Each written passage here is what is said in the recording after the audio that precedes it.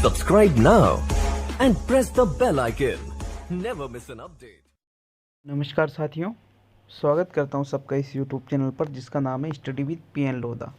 मित्रों, हिंदी शिक्षण का टेस्ट नंबर 11 आज आपके लिए लेकर आया हूं।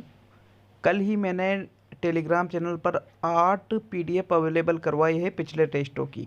टोटल 8 PDF डाली है कल। तो अगर आपने टेलीग्राम चैनल है स्टडी विद PN लोधा के नाम से वहाँ नहीं जुड़े हो तो एक बार आप वहाँ जुड़ जाइए ताकि आपको निःशुल्क PDF इनकी मिल जाए। साथियों, हिंदी शिक्षण का टेस्ट नंबर 11 है, 20 प्रश्न है, 15 सही करना है। साथियों, आपको शिक्षण विधियों के भी प्रश्न हैं और हिंदी व्याकरण के भी प्रश्न हैं। चलिए शुरू करते हैं इस टेस्ट को बिना समय गवाए। पहला क्वेश्चन इसमें आपका आता है, अशुद्ध शब्द का चयन कीजिए।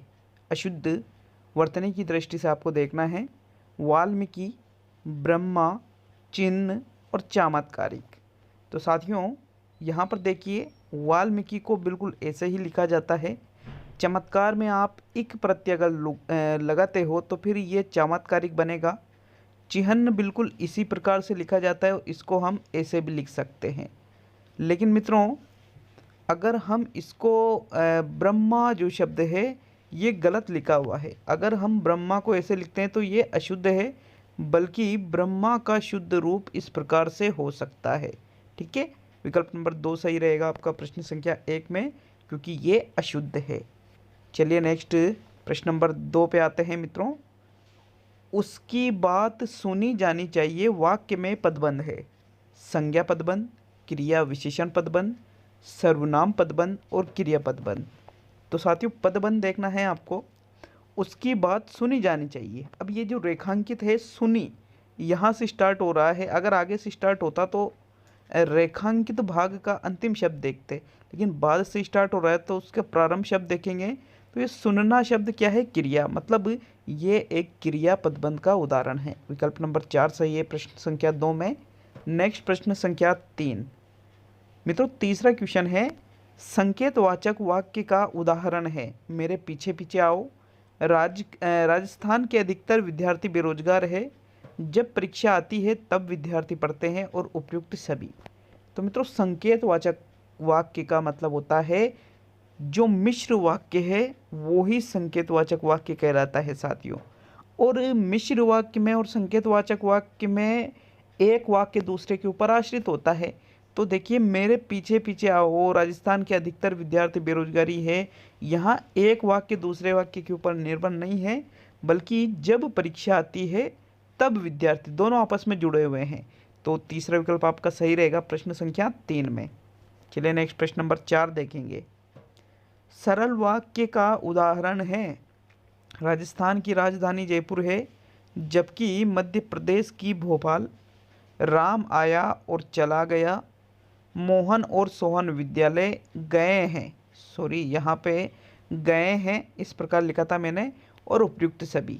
तो साथियों देखिए, राजस्थान की राजधानी जयपुर है जबकि मध्य प्रदेश की भोपाल, ये तो संयुक्त वाक्य का उदाहरण हो गया साथियों। राम आया और चला गया, ये भी संयुक्त वाक्य है। और मोहन और सोहन विद्यालय गए हैं, तो साथियों भले ही यहाँ पर कर्ता दो है, लेकिन उनके द्वारा क्रिया एक ही की जा रही है, अतः ये सरल या साधारण वाक्य का उदाहरण है। प्रश्न 4 में भी तीसरा ही विकल्प सही है साथियों। नेक्स्ट प्रश्न नंबर 5 देखिए, 5वां प्रश्न आपके है, भाववाचक तद्धित प्रत्यय का चयन कीजिए। पंडिताई, ससुराल, राधेय और सजावट। तो भाववाचक तद्धित प्रत्यय के अंतर्गत साथियों देखिए, तद्धित प्रत्यय होता क्या है? जो प्रत्यय संज्ञा, सर्वनाम, विशेषण इत्यादि के अंत में जुड़ते हैं वो तद्धित प्रत्यय कहलाते हैं।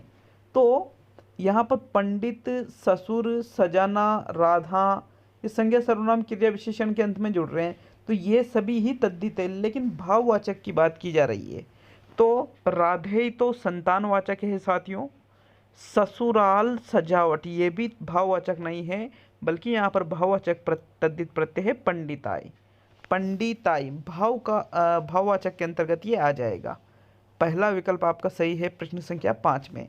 देखिएगा, जो सीटेट का पेपर हुआ था तो लेवल 1 का जो साइकोलॉजी का पेपर है उसको मैं सॉल्यूशन आज करवाऊंगा, और लेवल 2 का जो पेपर है साइकोलॉजी का उसका सॉल्यूशन मैं कल करवाऊंगा साथियों। तो दोनों लेवल वाले देखे, आज साइकोलॉजी का पेपर का भी मैं सॉल्यूशन करवाने वाला हूं। बिल्कुल सटीक क्वेश्चन के आंसर, आपको 30 ही प्रश्नों के सटीक आंसर मिल जाएंगे। बाई चांस कोई प्रश्न में डाउट हो सकता है, लेकिन लगभग पूरी कोशिश करूंगा कि 30 ही प्रश्न आपको सही बता दूं। प्रश्न नंबर 6, स्व उपसर्ग का प्रयोग नहीं हुआ है। स्वार्थ, स्वाधीन, स्वेच्छा और स्वागत। तो मित्रों स्व उपसर्ग देखिए, देखेंगे स्वार्थ में स्व प्लस अर्थ, अपना अर्थ मतलब स्वार्थ, तो इसमें तो स्व उपसर्ग है। स्वाधीन, स्व प्लस अधीन बराबर शब्द क्या बनेगा? स्वाधीन, स्व उपसर्ग है। स्वेच्छा, स्व प्लस इच्छा, स्वेच्छा खुद की इच्छा, स्व मतलब खुद। और स्वागत, सु प्लस आगत, अर्थात यहाँ पर स्वागत में साथियों स्व नहीं बल्कि सु उपसर्ग जुड़ा है। विकल्प नंबर 4 सही है प्रश्न संख्या 6 में। विशेष सूचना दूंगा साथियों, आपके कल शिक्षण विधियों के पूरे 50 प्रश्नों का टेस्ट आ रहा है, पूरे 50 प्रश्न, जिसमें BSTC जिसको आप DELED के नाम से भी जानते हो, तो उसके जितने भी शिक्षण विधियों के प्रश्न हैं सभी सम्मिलित किए गए हैं इन 50 प्रश्नों में। मोस्ट इम्पोर्टेंट टेस्ट है, लगभग चांस है कि 50 में से आपके कम से कम 20 क्वेश्चन आपके बैठ सकते हैं, क्योंकि सारे क्वेश्चन मैंने BSTC या DLED की पुस्तकों में से लिए हैं, तो इन पुस्तकों में से भी क्वेश्चन आने के बहुत चांस होते हैं। तो आप उस टेस्ट को कंपलसरी अटेंड करें साथियों। कल जो शिक्षण विधियों के 50 प्रश्नों का टेस्ट आएगा उसको कंपलसरी अटेंड करना है आपको। प्रश्न नंबर 7, उपसर्ग को अन्य किस नाम से जाना जाता है? गति, ज्ञान, अज्ञान और आगे। तो साथियों उपसर्ग को कहा जाता है गति, एक और अन्य नाम है। क्या है उपसर्ग का एक और अन्य नाम? गति भी इसको कहते हैं साथियों। विकल्प नंबर 1 सही रहेगा आपका प्रश्न संख्या 7 में। चलिए नेक्स्ट प्रश्न नंबर 8। मित्रों 8वां क्वेश्चन है, सभी विद्यार्थी शहर में पढ़ने गए हैं, वाक्य में कौन सा काल है? पूर्ण भूतकाल है, सामान्य भूतकाल है, आसन्न भूतकाल है या अपूर्ण भूतकाल है?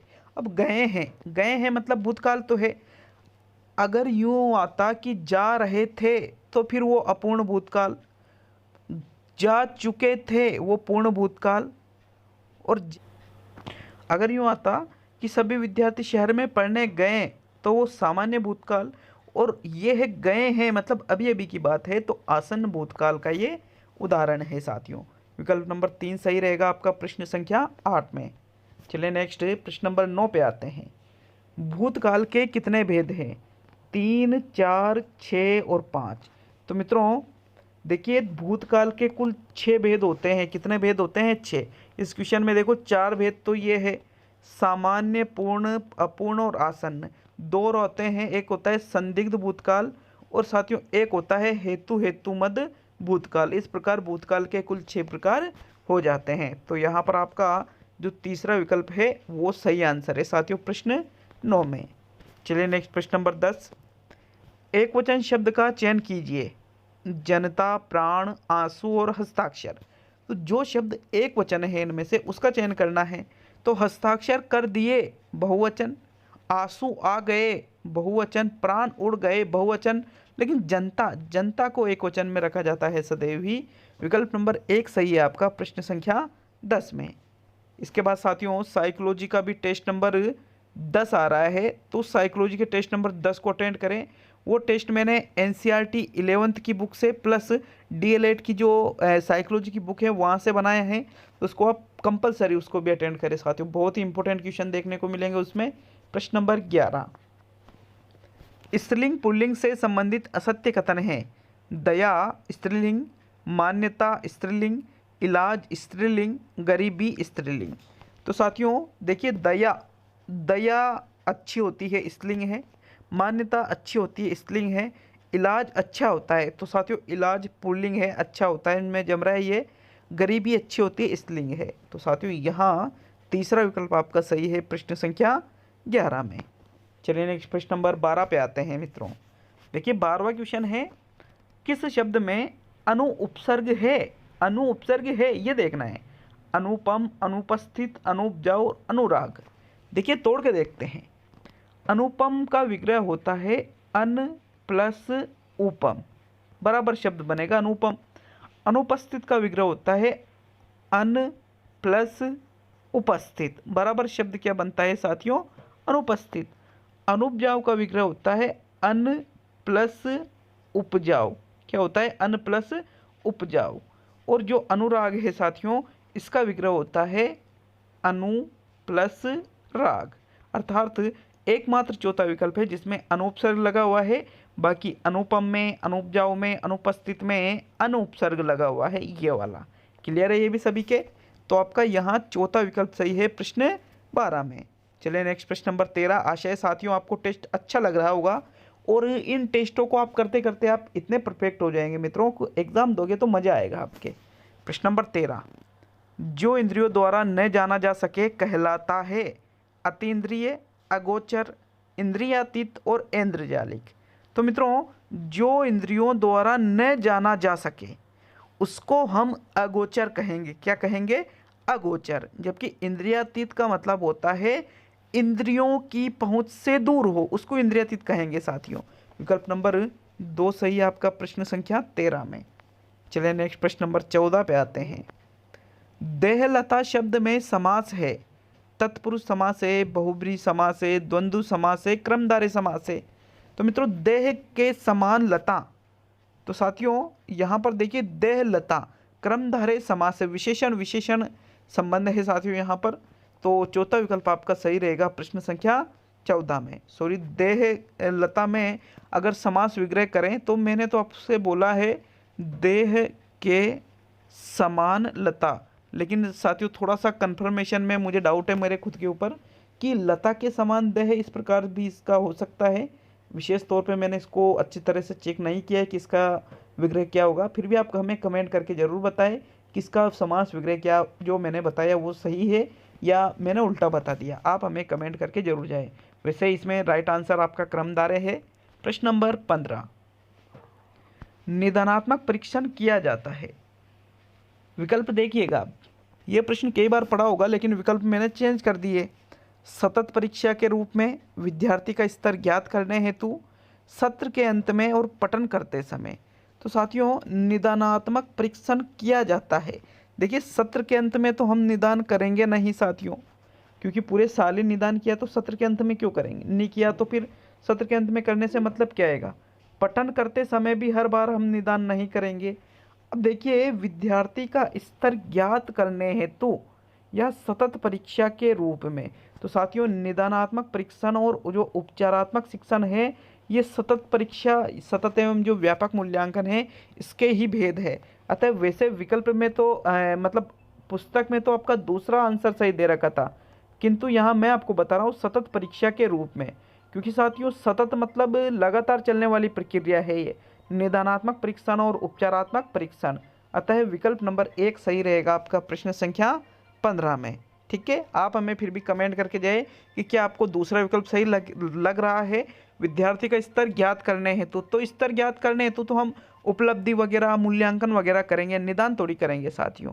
इसलिए यहाँ पहला विकल्प मैं मान रहा हूँ, फिर आप कमेंट करके जा सकते हो साथियों। चलिए नेक्स्ट प्रश्न नंबर 16, भाषा का मुख्य रूप है चित्रात्मक भाषा, लिखित भाषा, दृश्य भाषा और मौखिक भाषा। तो साथियों दृश्य भाषा तो मुख्य रूप होगा नहीं, चित्रात्मक भी नहीं होगा, दो चीज़ें लिखित और मौखिक। तो साथियों मुख्य रूप माना जाता है मौखिक भाषा को, क्योंकि हम सभी चीज़ें अधिकतर मौखिक भाषा के द्वारा ही करते हैं। तो चौथा विकल्प आपका सही रहेगा साथियों प्रश्न संख्या 16 में। अब महत्वपूर्ण लिखित भी होता है वैसे, लेकिन मौखिक का सबसे ज़्यादा प्रयोग करते हैं और सभी जो लोग हैं अपने विचारों का आदान प्रदान मौखिक भाषा के माध्यम से ही करते हैं, लिखित से बहुत कम किया जाता है। इसलिए साथियों ये इसका मुख्य रूप माना जाएगा। चलिए नेक्स्ट प्रश्न नंबर 17, प्राथमिक स्तर पर अधिकांश बच्चे कविताएं पसंद करते हैं लयपूर्ण, छोटी, वीर रस की और नैतिक मूल्यों से ओतप्रोत। तो प्राथमिक स्तर पर नैतिक मूल्य होंगे नहीं, वीर रस नहीं होगा, बल्कि लयपूर्ण मतलब जिनमें लय ताल हो साथियों, ऐसी कविताएं प्राथमिक स्तर पर बच्चे पसंद करते हैं। विकल्प जैसे मछली जल की रानी है, जीवन उसका पानी है, तो ये क्या लय मिल रही है ना यहाँ पे, ऐसी कविताएं बच्चे पसंद करते हैं। विकल्प नंबर 1 सही है प्रश्न 17 में। नेक्स्ट प्रश्न नंबर 18, बच्चों की श्रवण योग्यता का विकास करने में सर्वाधिक सहायक है। श्रवण योग्यता का विकास करने में भाषा प्रयोगशाला, ऑडियो टेप, शब्दों का श्रुत लेख और परस्पर बातचीत। तो सबसे महत्वपूर्ण पूछा है यहाँ पर सर्वाधिक सहायक होती है परस्पर बातचीत करना, क्योंकि बातचीत करने से साथियों वो अच्छी तरह से सुनेंगे उस चीज़ को, बोलने की भी अभिव्यक्ति उनमें आएगी साथियों, मतलब अपने विचारों को भी वो व्यक्त कर सकेंगे, और ये परस्पर बातचीत करने से उनमें अन्य प्रकार की योग्यताओं का भी विकास होगा।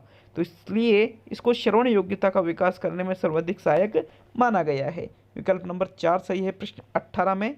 नेक्स्ट प्रश्न नंबर 19वां क्वेश्चन है मित्रों, गद्य पाठों के शिक्षण का उद्देश्य नहीं है समृद्ध भाषा प्रयोगों के उदाहरण प्रस्तुत करना, समस्त गद्य विधाओं का पूर्ण ज्ञान देना, भाषा संरचना की समझ बढ़ाना और विभिन्न प्रकार की भाषित प्रयुक्तियों का परिचय देना। देखिएगा, गद्य पाठों की शिक्षण का उद्देश्य क्या नहीं होगा भाई, समृद्ध भाषा प्रयोगों के उदाहरण भी प्रस्तुत करना, ये तो उद्देश्य में आ जाता है। भाषा संरचना की समझ उनमें बढ़े, विभिन्न प्रकार की जो भाषित प्रयुक्तियां हैं उनका परिचय बच्चों को हो, लेकिन समस्त विधाओं का पूर्ण ज्ञान, ये पूर्ण ज्ञान वाली बात गलत होगी यहाँ पर। तो साथियों यहाँ दूसरा विकल्प सही है प्रश्न 19 में। अब अंतिम और 20वां क्वेश्चन, लेकिन चैनल पर नए हो तो सब्सक्राइब करके हमें मोटिवेट जरूर करें साथियों, लाइक शेयर जरूर करिएगा। अगर आपको टाइम मिले तो बस 1 मिनट का टाइम मिलेगा वीडियो को लाइक और शेयर करने में साथियों। देखिएगा 20वें क्वेश्चन को, दी गई सहायक सामग्री में से शेष से भिन्न सहायक सामग्री चुनिए। समाचार पत्र, टेलीविज़न, पत्र पत्रिकाएं और बाल साहित्य। देखिएगा, समाचार पत्र, पत्र पत्रिकाएं, बाल साहित्य, ये तीनों एक जैसी चीज़ें हैं, लेकिन टेलीविज़न यहाँ अलग हो जाता है साथियों, इसलिए दूसरा विकल्प सही है प्रश्न 20 में। तो मिलते हैं अगले वीडियो में, सभी का बहुत बहुत धन्यवाद।